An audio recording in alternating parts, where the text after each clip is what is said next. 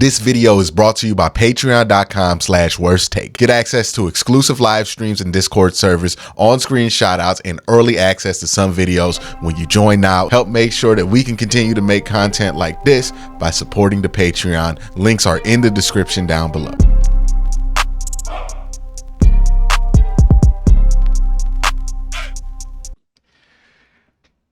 The Browns season has just not gone the way that I think anybody anticipated. I think the most cynical fan did not anticipate this season going this way, this quickly.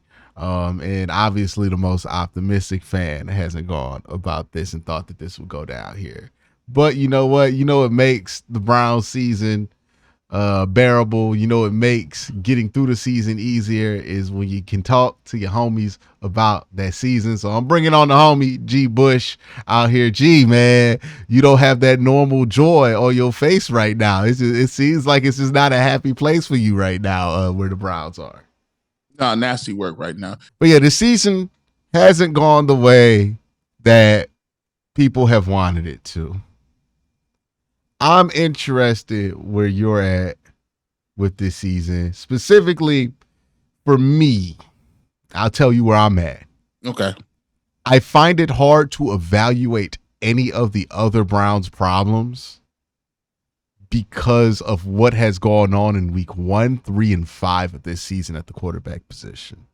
It has just been so far under expectation. I said after week 1, he could never play that bad again.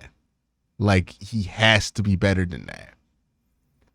And I've watched him drop 2 games that I thought were worse once I looked at the film than that week 1 performance. And I want to know, because last week, about halftime, a brother got the ick about Deshaun Watson. I was like, you know what? I got the ick. I don't want to see it no more. Like, where are you at? First of all, thanks for having me on the show.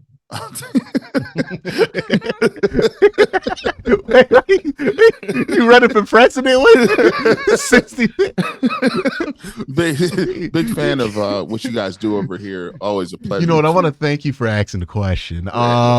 Great when I was 16, growing up in Northeast Ohio, I had an opportunity to grow up around such eclectic football. Listen, man, it's nasty work, bro.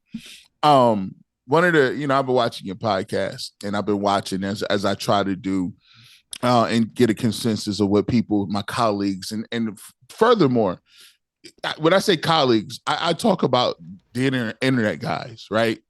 I find that, like, when you dealing with the like major media or like the major media or the local major media, there's a lot of different things that you got to weave through. Some people got sources from different peoples and camps. Mm-hmm. Some people is in the team's pocket. Some people got an axe to grind against the team. So it's hard to get any straight, answers from those individuals because there's always something behind it, some sort of slant or bias.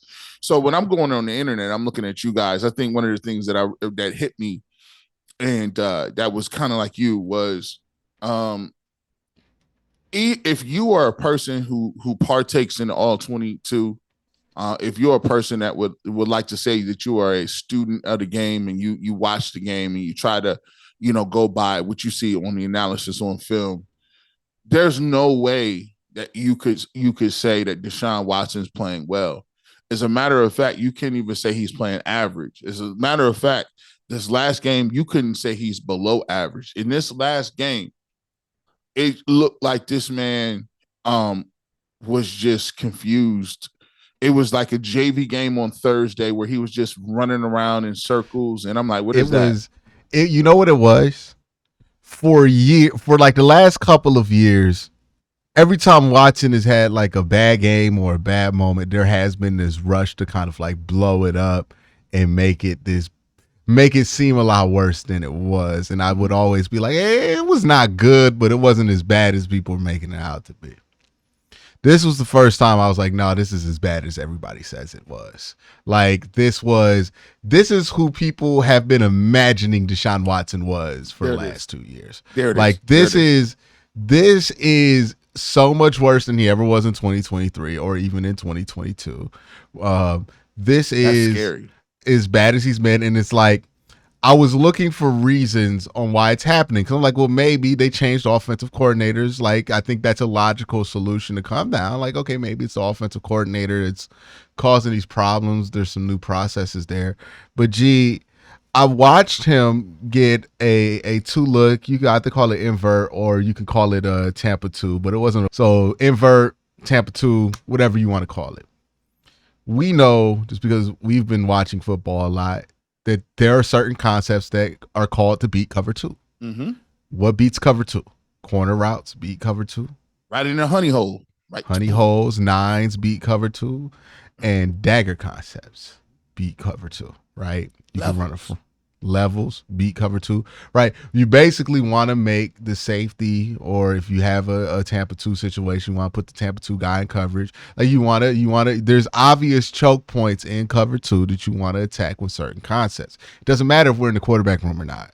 Right? There just are, like, these are fundamental concepts. They run dagger on the front side. They have a corner on the back side. They have two chip release routes back in front of him.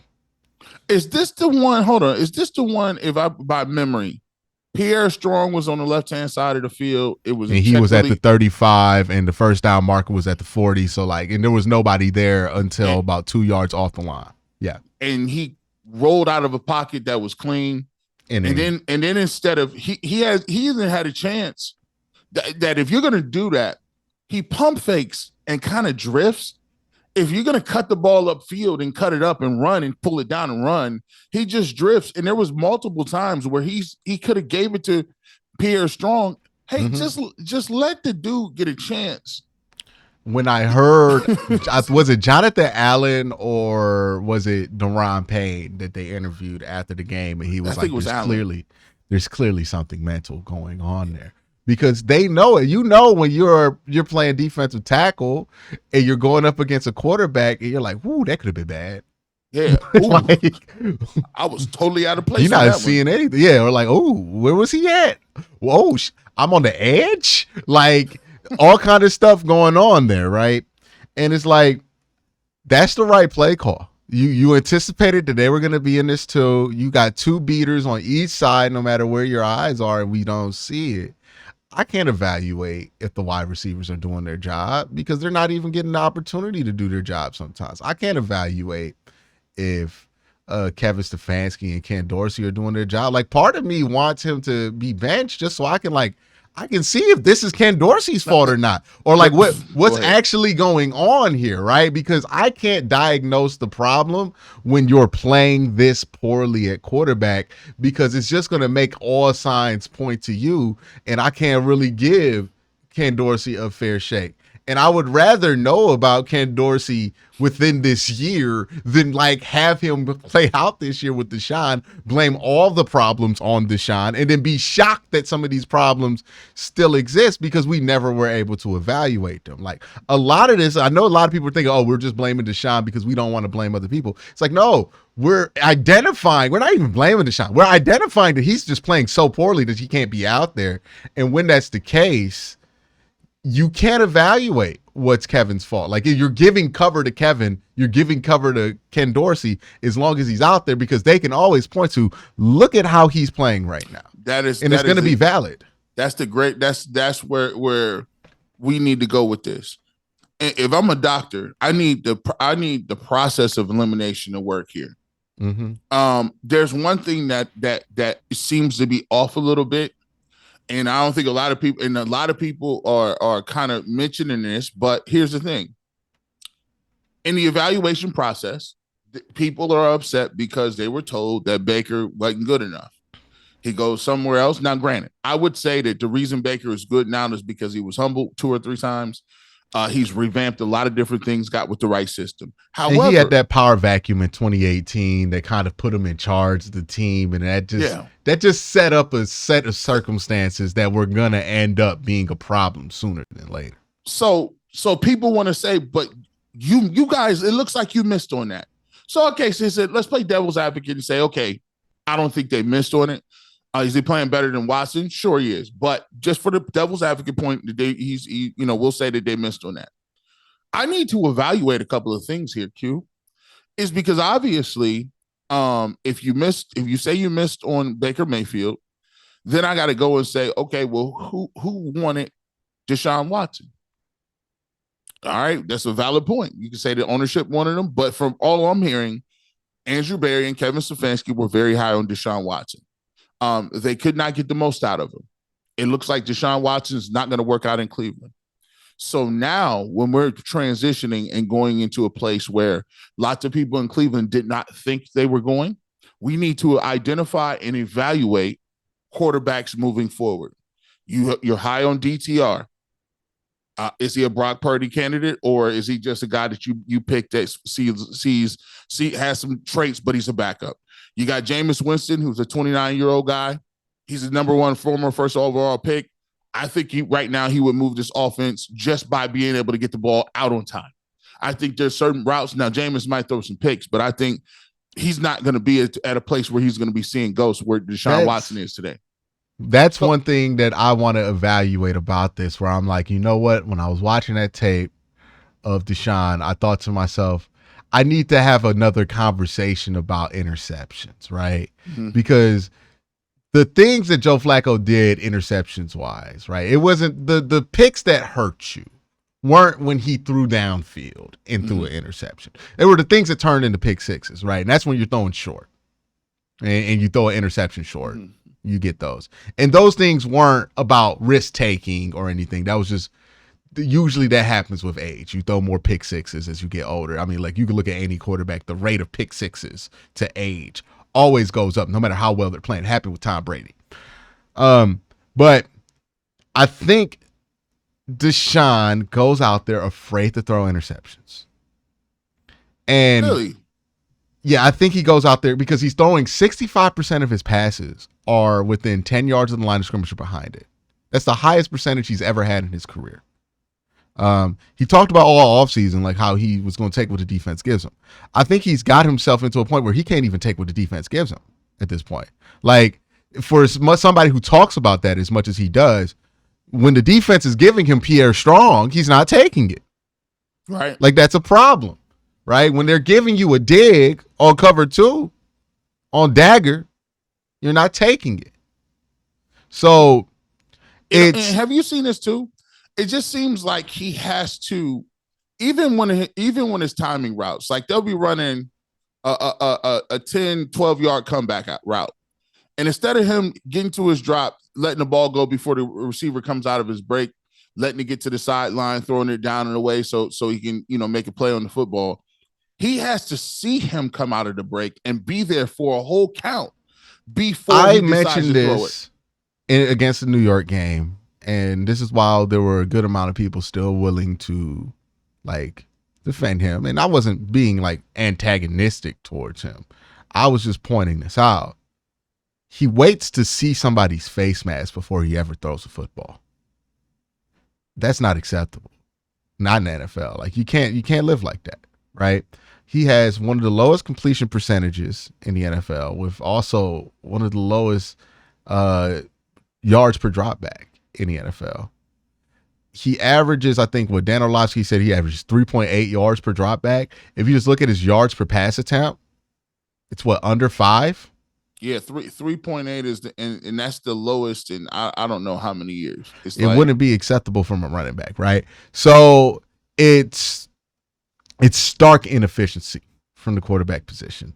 So stark that I've never seen Ken Dorsey have an offense this bad. I've never seen Kevin Stefanski have an offense this bad. The only thing that can really make it make sense is that Deshaun, for whatever reason, is incapable of playing, whether it be injury, whether it be mental, whatever it is with Deshaun. It is clear to me when I watched him that he's not capable right now for whatever reason. And I know people are going to say the offensive line is the issue. Did you know that he has a 20 QBR during the season? That QBR jumps up to 37 when kept clean. That's the lowest in the NFL. Yeah, no, listen, I'll say this. by no means a stretch of imagination is the offensive line good. I'm willing, like there's some guys that I don't even feel are. I've said it. I don't think they're pros. I'm like right now at this point, if you're not a professional level player right now, this how bad it is. I also have a problem. I don't understand. Who's calling? What scheme are they running? Like, I mean, we want to talk about the protections. The protection. What is that? What is that? Are they making it up? Are you any mini miny mowing? I don't know who's in charge of the protections, but usually it's the quarterback. I don't think I count times on the mic point looks bad here. They had a free run on a 4 versus 5, and it wasn't that exotic of a sim pressure. And they're sliding protection. I don't know why they're sliding certain directions. I don't get it. I don't. The twist and text cue. I can't. And these were issues that existed. I mean, Watson has always been one of the most sacked quarterbacks whenever he's played. Right. Like he's always taken a lot of sacks. Part of that is his play style. But I'm starting to wonder if another part of that is he's just not good at the protection stuff. Or he's all right. So let me preface this and I'm going to say it this the right way. Sometimes you can get somebody on the whiteboard and they can pick out everything. This is the mic. This is where we want to go with the protection. Identify who's going to be open, pre-snap reads, all that good stuff. But when the bullets get flying, they don't have a good grasp on processing it in real time. And a couple of years ago, he was in his prime of his career. He was athletically in his prime, and he had a roster that was, you couldn't afford to let guys get behind you with Brandon Cooks and Will Fuller. Like, you know what I'm saying? You had DeAndre Hopkins. You had some guys that was really making you look really good. And on top of it, I question when you make, I'm all for making plays, right? But I'm not for making plays when you don't need to. Like there's some times where he's trying to play out of structure, and that's fine and dandy. But sometimes playing out of structure puts you behind the A ball a little bit, because no, just complete the play as called, live to fight another day. But when you're consistently trying to play out of structure, it's just like, are you able to read what they're giving you? Are you able to process what they're trying to give you? And now, and by the way, the game has changed a little bit, man. 2 years is a long time not to do nothing. And that's exactly what Deshaun Watson did. 2 years with nothing. Like, you know what I'm saying? Like the game's changed. People get faster. Things start to happen. And I think it caught him a little bit. I ain't gonna lie.